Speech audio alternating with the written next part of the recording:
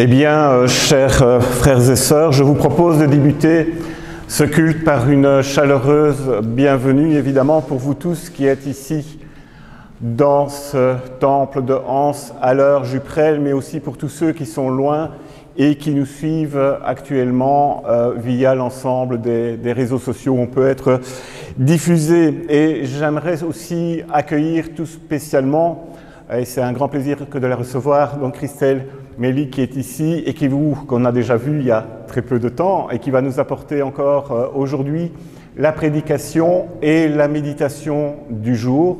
Et puis pour les louanges musicales, eh bien nous aurons Yann qui fera ses louanges. Mais là je crois qu'on va peut-être plus le présenter, hein. Je crois que maintenant il est assez connu de la communauté. En tout cas, alors frères et sœurs, comme nous aimons le répéter, généralement en début de culte, et je crois que c'est très très important, c'est qu'il n'existe plus de distance entre nous, il n'existe plus de différence d'aucune sorte qu'elle soit économique, qu'elle soit liée sur notre propre personnalité, sur notre race, sur nos propres modes de vie. Nous sommes tous unis en Christ en ce moment, et c'est ce qui fait peut-être vraiment la valeur de notre vie de chrétien. Toi, Seigneur, tu ne me refuseras pas ta tendresse. Ta bonté et ta vérité me préserveront toujours. J'ai tenu peut-être de commencer ce culte par cette magnifique affirmation que nous fait David dans ce psaume. Il s'agit d'un verset bien connu tiré du psaume 40, et ce psaume porte en général le titre de « Que tous sachent ce que tu as fait pour moi ». J'aimerais en début de culte vous en proposer la lecture dans la version de la Nouvelle Français Courant. C'est peut-être pas quelque chose qu'on fait d'habitude, et je vais me limiter aux versets 1 à 12, tant ceux-ci sont riches en enseignements, notamment sur l'essence même de Dieu, le caractère de Dieu, mais aussi toutes les bénédictions qu'il peut nous accorder tout au long de notre vie et dont nous n'avons peut-être pas toujours conscience. Je vous propose la lecture de ce psaume. Voici. Du répertoire du chef de chorale, psaume de David.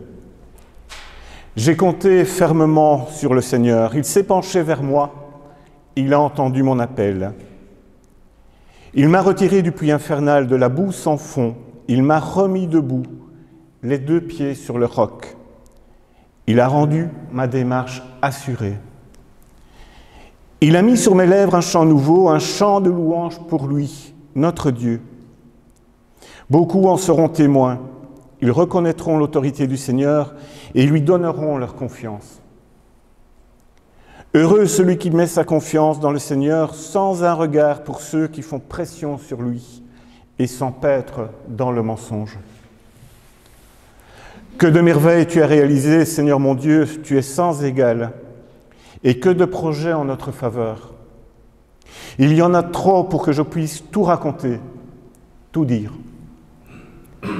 Tu ne prends plaisir ni au sacrifice, ni à l'offrande. Tu me l'as bien fait comprendre. Tu ne demandes ni des animaux brûlés sur l'autel, ni des sacrifices pour obtenir le pardon. Alors j'ai dit, je viens moi-même à toi. Dans le livre, je trouve écrit tout ce que je dois faire. Mon Dieu, je prends plaisir à t'obéir et je garde ton enseignement tout au fond de mon cœur. Dans la grande assemblée, j'annonce la nouvelle, le Seigneur délivre.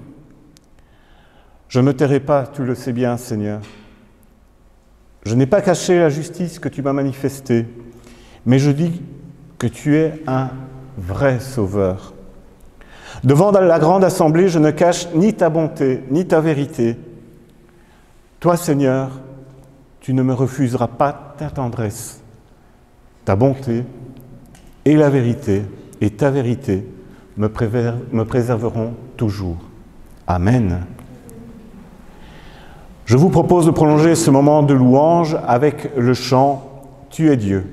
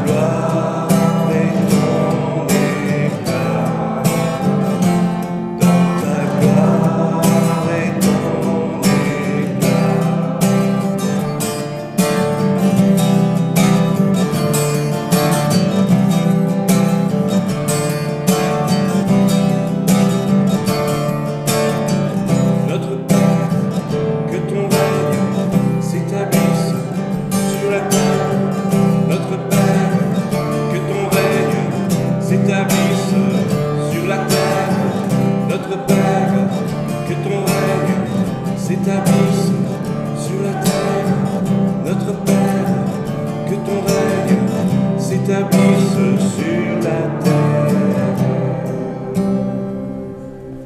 David déclamait dans le psaume 40 que nous avons entendu tout à l'heure: « Tu ne prends plaisir ni au sacrifice ni à l'offrande. Tu me l'as bien fait comprendre. » Par là, l'Écriture nous fait comprendre que David se présente devant Dieu, les mains vides, tel qu'il est, en toute transparence. Parfois, nous aussi, en tant que chrétiens, il faut dire que nous avons du mal à comprendre que seule notre présence sincère et véritable et notre foi suffisent pour nous présenter devant notre Seigneur. Et c'est pour ce cadeau inestimable qui nous a été offert totalement gratuitement que je vous propose d'entamer un temps de prière. Père Céleste, parfois je suis conscient de venir devant toi les mains vides. Je n'ai rien à t'offrir. Hormis souvent, et même peut-être trop souvent, mes échecs et mes errances. Pourtant, tu m'accueilles tel que je suis. Inutile d'attendre d'être meilleur, inutile de tenter de t'impressionner.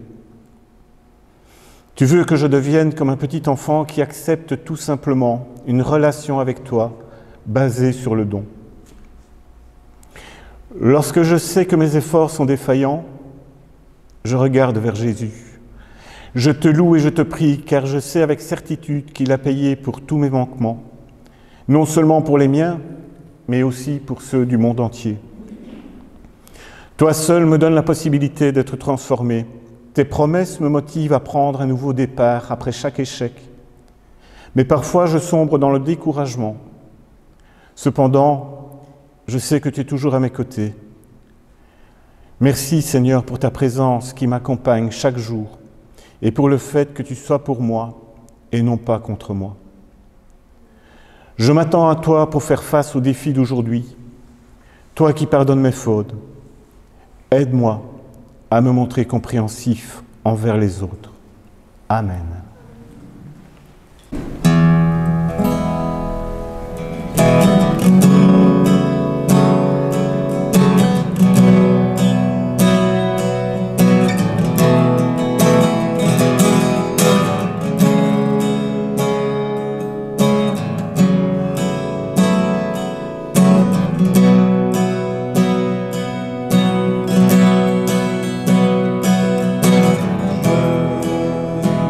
Je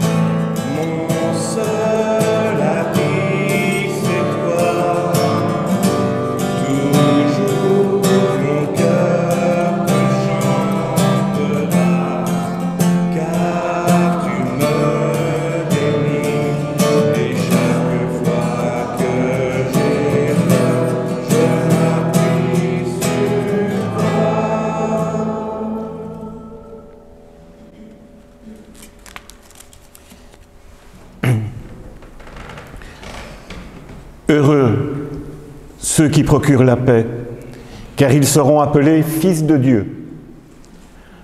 Vous reconnaîtrez sans doute l'image que l'on a publiée il y a très peu de temps sur nos réseaux sociaux et qui reprennent ce verset très important qui est tiré de Matthieu chapitre 5 au verset 9.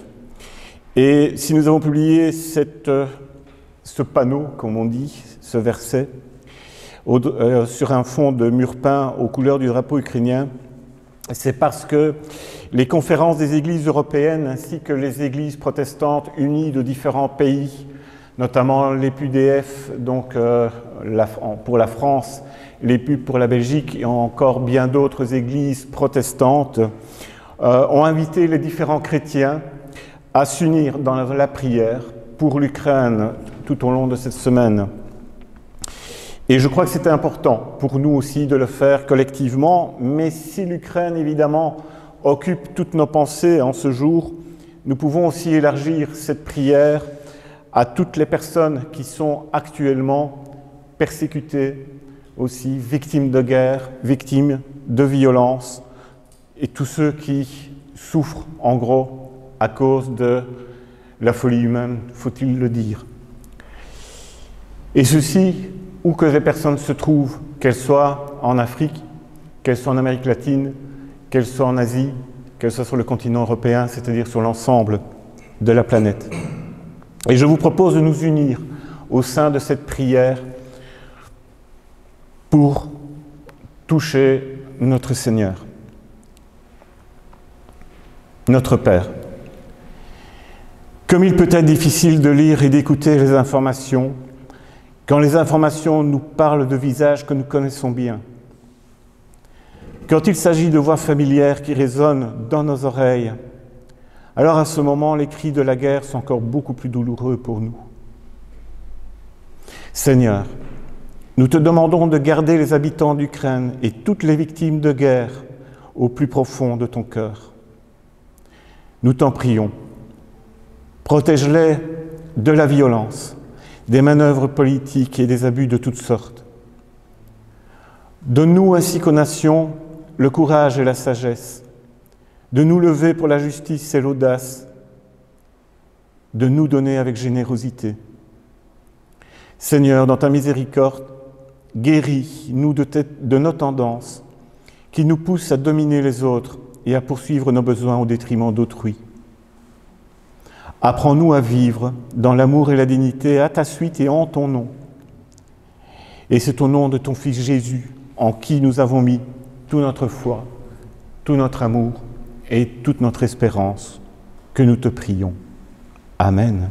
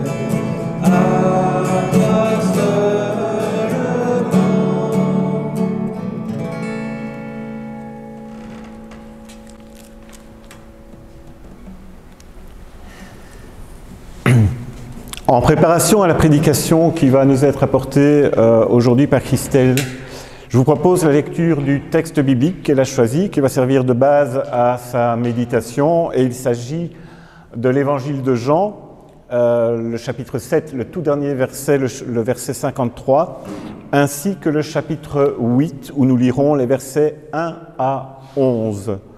En voici la lecture. Et ils s'en allèrent chacun dans sa maison. Jésus, au contraire, s'en alla au mont des Oliviers.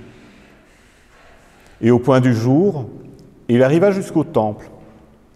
Et tout le peuple venait vers lui, et s'étant assis, il les enseignait.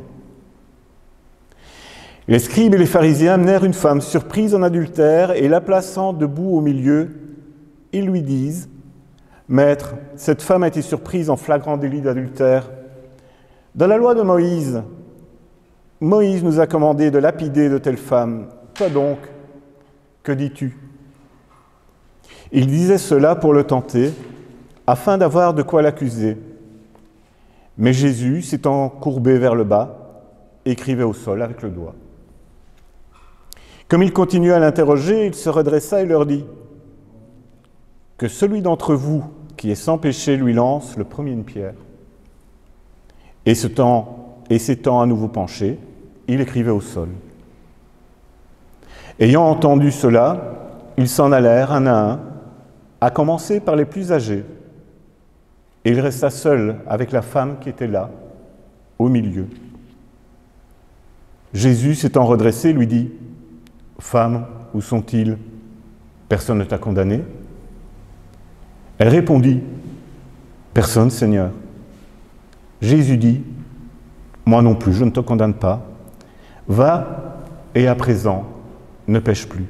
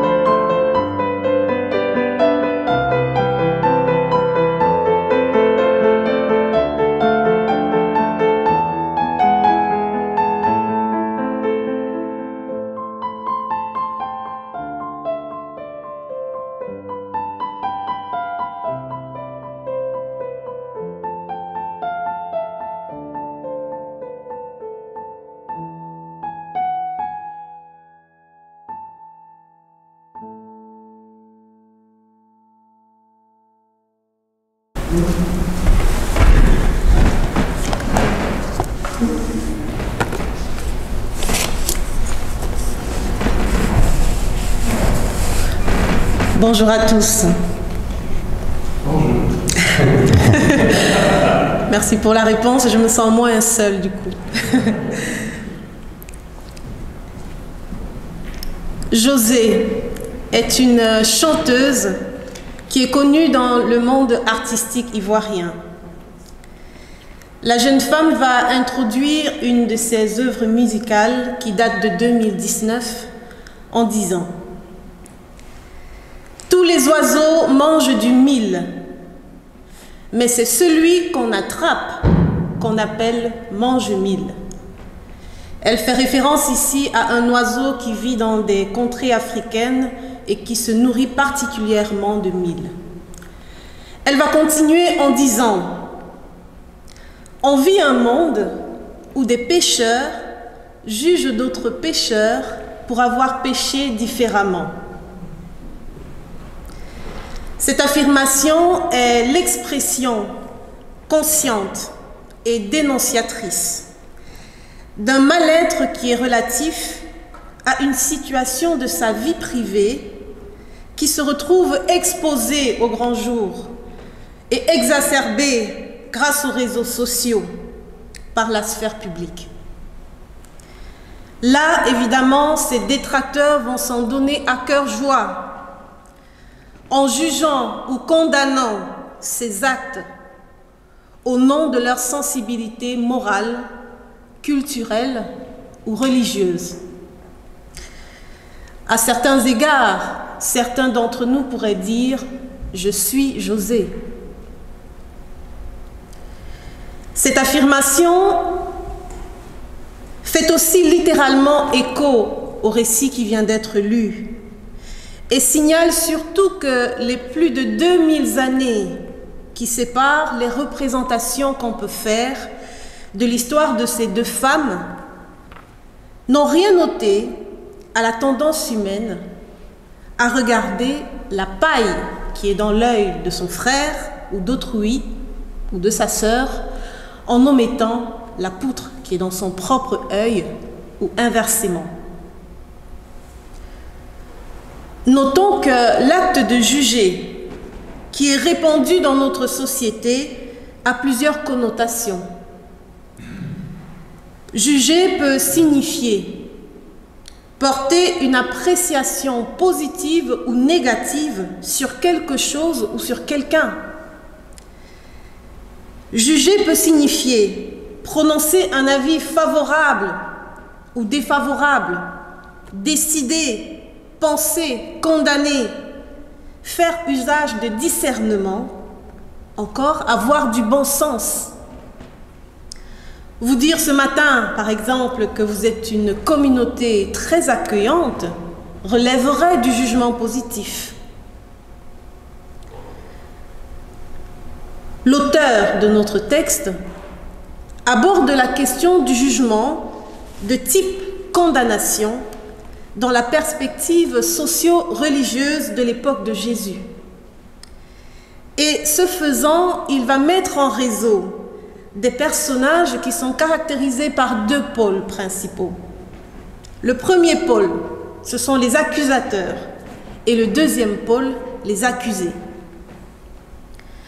Si nous nous mettions dans la peau des personnages, les accusateurs sont représentés par les scribes et les pharisiens. Pour comprendre leur démarche, il faut questionner leur identité. Brièvement, les scribes sont les maîtres ou les interprètes de la loi, tandis que les pharisiens sont une secte de juifs qui se distinguent par la sainteté extérieure de leur vie. Ils sont ce qu'on appelle des séparés du péché. Ce groupe de personnes maîtrise la Torah et veille à son application. Et comme Saul, avant de devenir prédicateur du Christ, il se caractérise par une ardeur excessive, prête à condamner toute personne qui s'écarte de la loi divine. Sur le banc des accusés, la femme, Jésus et eux-mêmes. Nous allons comprendre pourquoi. Eux-mêmes, en effet, par réciprocité dans le contexte de notre texte, qui accuse s'accuse. Ne remarquons-nous pas souvent qu'il nous arrive de faire un reproche à quelqu'un et quelque temps après, nous reproduisons le même acte ou même pire? Moi, ça m'arrive. Venons-en à la première accusée. Elle n'est pas nommée. Les scribes et les pharisiens la présente à Jésus non par qui elle est, mais par ce qu'elle a fait et par la sanction qu'elle mérite. Elle est donc définie par sa transgression. En grec, moikéa, c'est-à-dire adultère. Elle est définie par la lapidation qui l'attend. L'un des textes de la loi sur lequel se base l'accusation à mort est Lévitique 20, 10, où il est écrit « Si un homme commet un adultère avec la femme d'autrui, avec la femme de son voisin, que l'on mette à mort l'homme et la femme adultères. » L'homme et la femme adultères, pas seulement la femme. Le terme grec employé pour adultère implique que cette dernière est mariée. Et puisque le flagrant délit est de mise, comment expliquons-nous l'absence de l'amant qui mériterait le même sort? Laissons un peu vaguer notre imagination. S'il s'est échappé par peur de représailles, on lui souhaite d'avoir quitté la ville sous peine de mort. Par contre, s'il a été relaxé, on peut le supposer, par solidarité masculine. C'est encore le poids, l'oppression d'une culture patriarcale, dominante, qui s'autorise à commettre des actes jugés impardonnables pour la gente féminine impliquée. Aujourd'hui encore, des crimes d'honneur, approuvés par certaines traditions religieuses et culturelles, sont commis sur des femmes, tout simplement parce qu'elles sont femmes. Je ferme la parenthèse.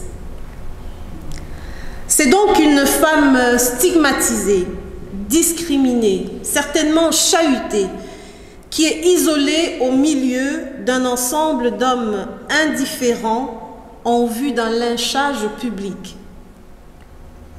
Aucun des bien-pensants de la loi ne lui adresse la parole pour l'entendre et la laisser peut-être se justifier malgré le flagrant délit.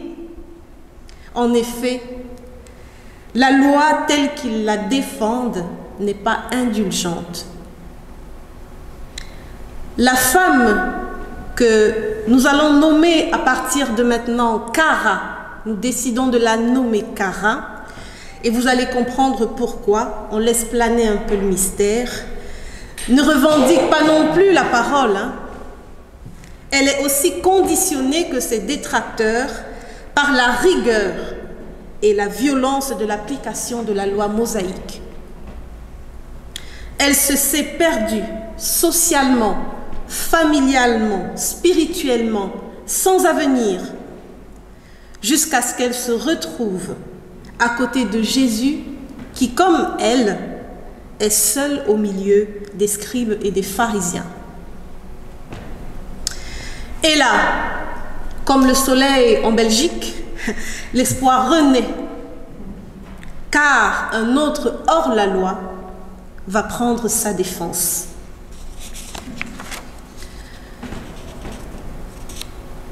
Comme Jésus, nous pouvons avoir un impact positif dans le désert de la vie d'autrui, avec des choses simples, un sourire, un cadeau, un compliment, une parole d'encouragement. Parfois c'est nécessaire et c'est tellement ce qu'il faut pour quelqu'un, pour combler quelqu'un. Nous pouvons apporter de l'espoir en défendant les faibles et les minorités dans notre société. Nous pouvons valoriser de manière conséquente l'humain et surtout être indulgents réciproquement par rapport à nos failles respectives, parce qu'on est humain. Nous sommes une source de bienveillance, d'amour, de compréhension, dans un monde où les discriminations et la déshumanisation s'accroissent.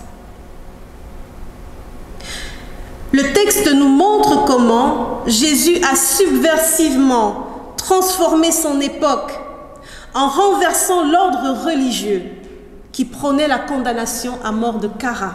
C'est un exemple.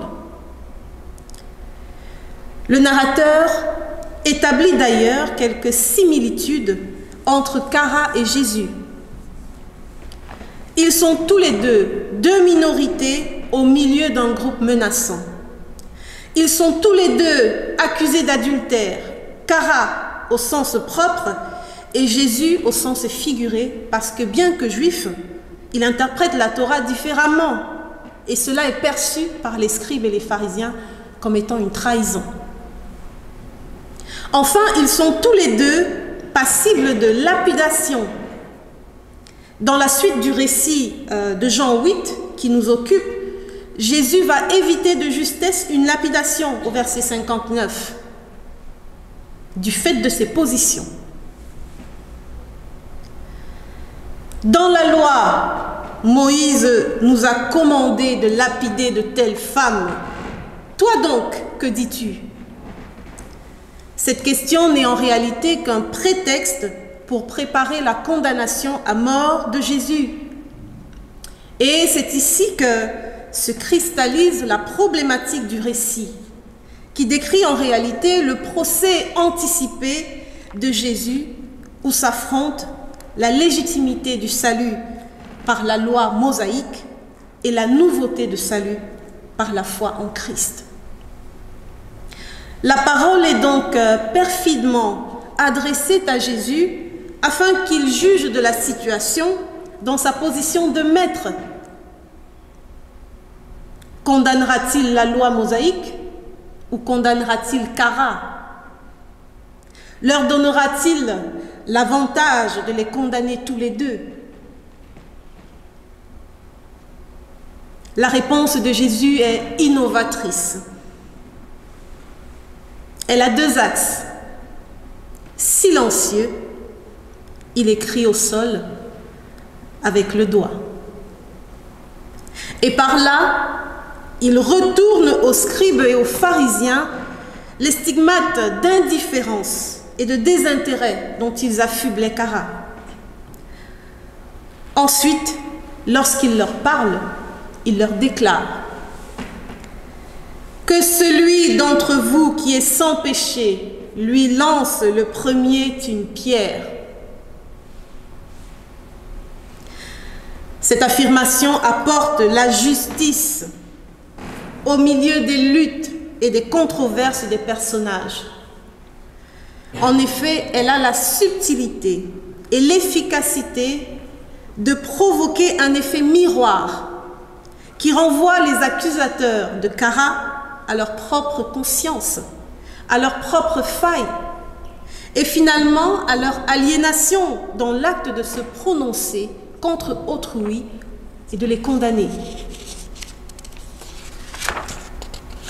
S'ils ne sont peut-être pas adultères comme Cara, ils sont coupables d'autre chose.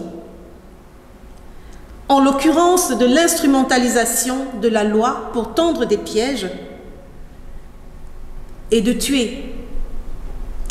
Les machinations contre Jésus ou encore les failles dans les procédures visant à condamner à mort Cara tendent à le montrer. Ils passent d'accusateur à accusé. En tant que tels, ils ne peuvent se permettre de condamner. En réalité, cette déclaration de Jésus vise à sauver, à libérer tous les personnages de la justification de la loi, par la loi plutôt. Mais les scribes et les pharisiens gardent leur cœur hermétiquement fermé. Le terme employé pour décrire leur départ de la scène est traduit littéralement par « aller hors d'eux », sortir pour aller au loin. Symboliquement, ils s'éloignent de la justification par la foi en Christ et ils sortent du récit accusés, non par Jésus, mais par leur conscience et par la loi qu'ils prêchent. Or, la femme, Cara, demeure avec Jésus. Elle ne s'enfuit pas parce qu'elle lui est reconnaissante d'avoir pris sa défense. Mais Jésus va faire plus. Il se redresse, la considère et lui dit « Femme ». En grec, cette formule d'adresse au vocatif est un terme de respect ou d'affection.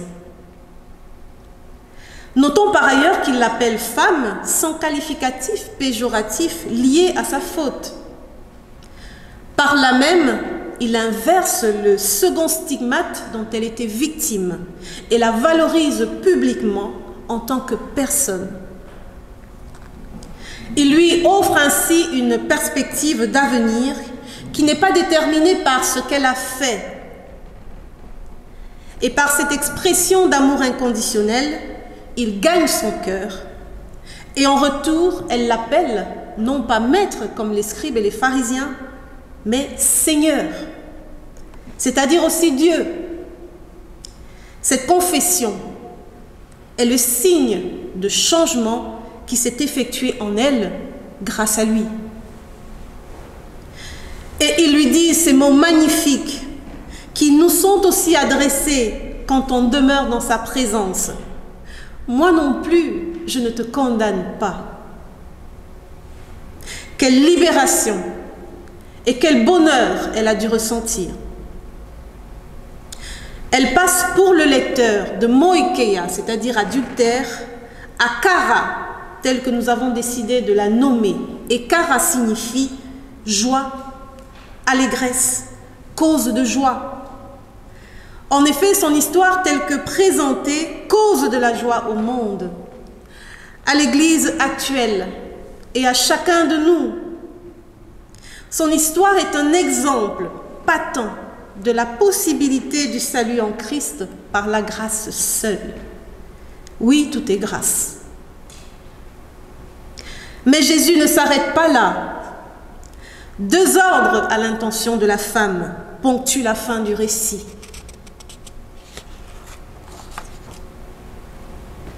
Il lui donne d'abord un nouveau but en lui disant « Va ». Le narrateur utilise le même verbe au verset 1 pour décrire le déplacement de Jésus vers le mont des Oliviers.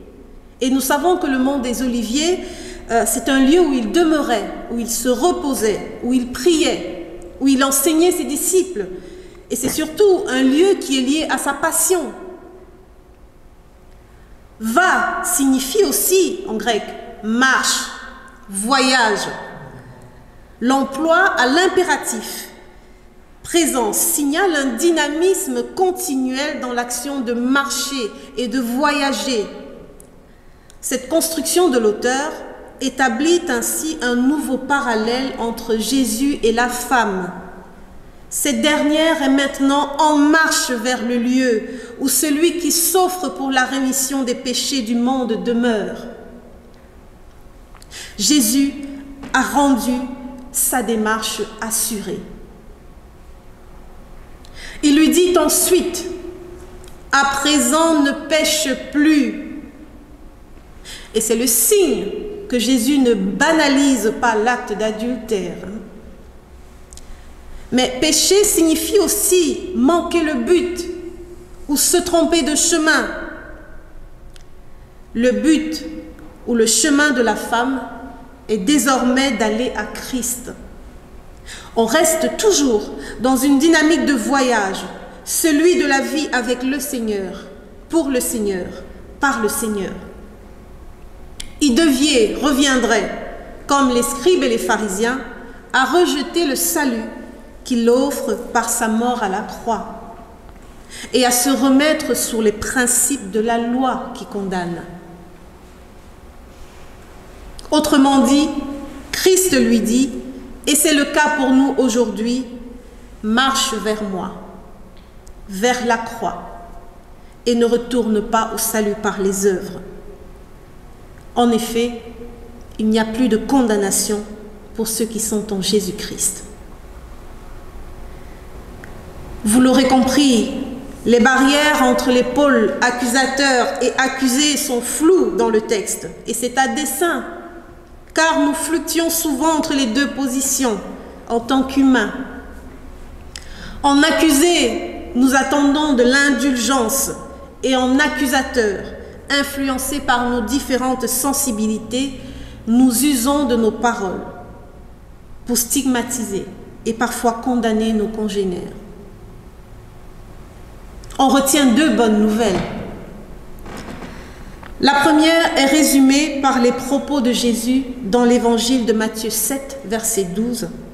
« Tout ce que vous voulez que les êtres humains fassent pour vous, faites-le de même pour eux. » Ensuite, pour la vie spirituelle, personnelle et communautaire, ce récit met en exergue Christ dans son amour inconditionnel et son pardon pour l'humanité perdue. Il est alors notre source de restauration, de revalorisation. Il est notre source de bonheur retrouvé et de nouveaux départs. Chacun, soit à l'image de Cara ou à celle des scribes et des pharisiens, peut lui ouvrir son cœur avec confiance et recommencer à marcher dans sa présence après chaque chute. Célébrons le Seigneur avec des cœurs reconnaissants. Amen. Nous chantons ensemble le chant « Ô prends mon âme ».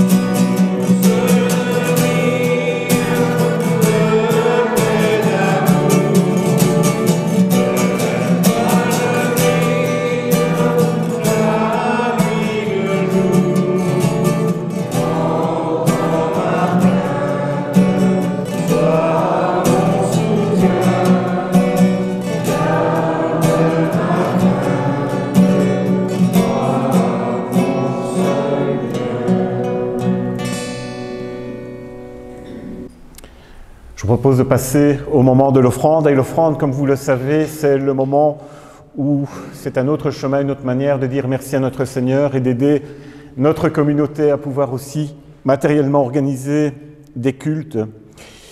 Et comme il est dit dans l'Épître aux Corinthiens, que chacun donne comme il l'a décidé, non pas regret ou par obligation, car Dieu aime celui qui donne avec joie, et donc sentez-vous libre, bien évidemment, de donner si vous le pouvez, et comme surtout vous l'avez décidé dans votre cœur. Je vous rappelle qu'il existe 3 moyens que vous voyez affichés, en tout cas derrière moi, pour réaliser notre offrande. Au moment de nous quitter, puissions-nous être bien affermis dans la foi. Encourageons-nous les uns et les autres et surtout vivons en paix et le Dieu d'amour et de paix sera avec nous. Saluons-nous avec les uns et les autres avec affection et que la grâce du Seigneur Jésus-Christ, l'amour de Dieu et la communion de l'Esprit Saint soient avec nous tous. Amen.